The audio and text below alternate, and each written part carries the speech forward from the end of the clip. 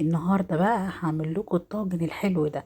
مش عايزه اقول لكم على الريحه والطعم وحاجه كده في منتهى الجمال. الطاجن ده ما قعدش يوم وكانوا مبسوطين جدا بطعمه. وبصراحه كان خفيف، ما كانش تقيل. اول حاجه هنعملها، انا كان عندي ربع كيلو من اللحمه المفرومه. هنعصجه زي ما كلنا كده بنعصجه. اول حاجه بحط معلقه سمنه عشان هي ما كانش فيها دسم كتير.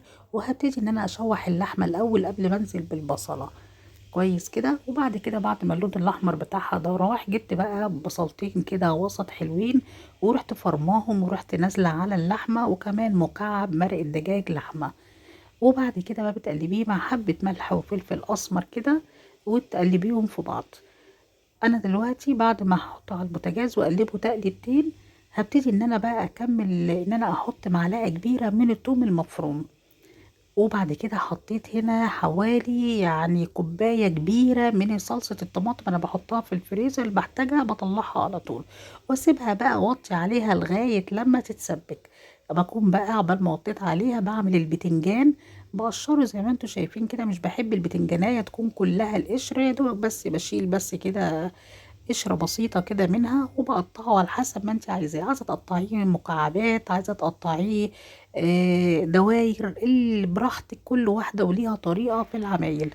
بعد ما قطعتهم بقى عشان ما يشربش زيت ويبقى مليان زيت، عشان كده قلتلك ان الاكلة دي خفيفة مش تقيلة، ومش هنكتر فيها الزيت قوي. انا رحت معفراه كده بنشا، عشان لما بينزل في الزيت بيتحرق، لكن النشا ما بتحرقش الزيت.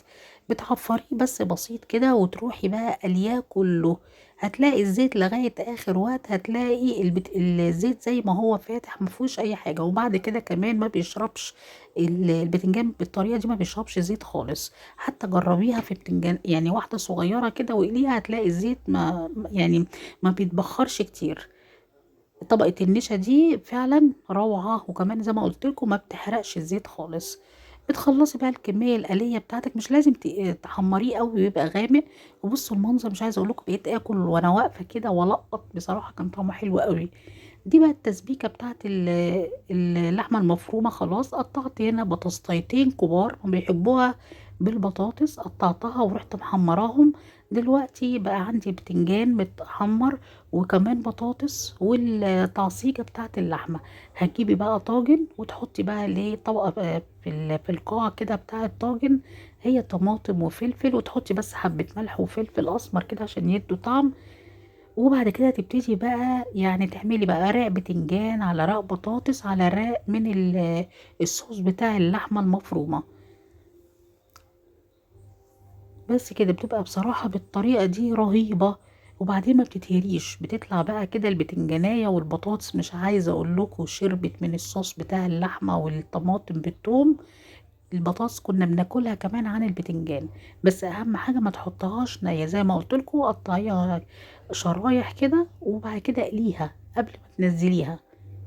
وبعد كده بقى طبعا كله يعتبر مستوي، وبتروحي بقى نازله باللحمه المفرومه وتكملي بقيه الطبقات بتنجان وبطاطس لغايه لما تخلصي الكميه اللي عندك كلها.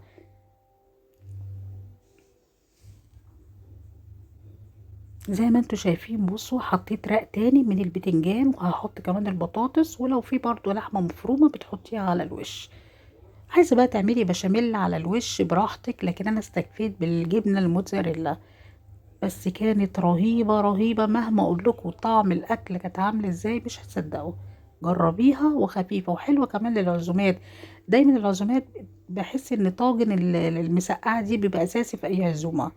بصوا المنظر. وبعد كده بقى بتجيبي شرايح مثلا طماطم على فلفل وملح وفلفل اسمر كده على الوش. وبعد كده الجبنة يعني، وانت بتعملي الاكل اعمليه كده بحب، هيطلع احلى اكلة ممكن تاكليها. وبعد كده تدخليها في الفرن، مش هتاخد منك وقت خالص، ولغايه لما الجبنه تسيح، لان زي ما قلت لكم الاكل كله مستوي، ما فيهوش اي حاجه هتستوي في الفرن. هي بس مجرد انها تاخد بس ريحه الطاجن بالفرن بالجبنه انها تسيح، وخلصت اكلتنا على كده. وكلي احلى مسقعه. بس المره دي مش قرداحي، المره دي بربع كيلو من اللحمة المفرومة، عملت لنا الطاجن الجميل ده مع حبة بطاطس محمرة، أو لو عايزة رز أبيض تعمليه.